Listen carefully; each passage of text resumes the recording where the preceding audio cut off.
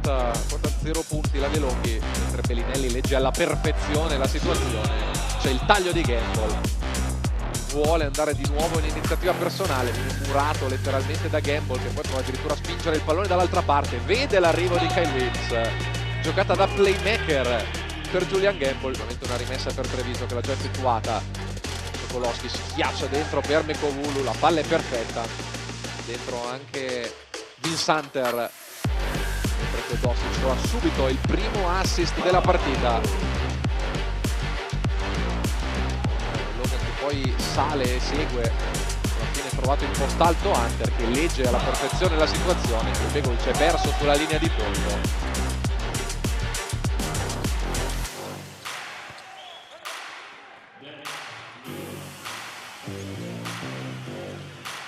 Imbro crea separazione con lo step laterale, nessuno gli viene incontro, anche a meno 16, parziale di 6-0 per la squadra di Menei, interrotto però dalla giocata sopra il ferro di Vinsanter, sotto il 49% in stagione, mentre Faiola dall'altra parte a sua volta può scagliarla dai 6,75.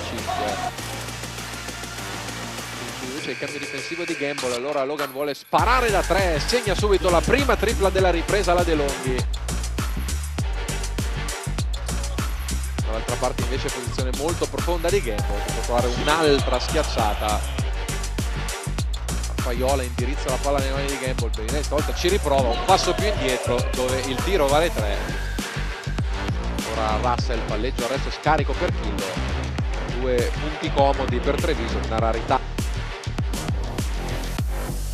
Almeno 9 minuti di garbage time da qui alla fine, salvo veramente miracoli di Treviso che entrerebbero di diritto nella leggenda di questo sport. Insomma, tutto lascia pensare, come spiegavamo nel prepartita, che questo sarà un incrocio di primo turno playoff.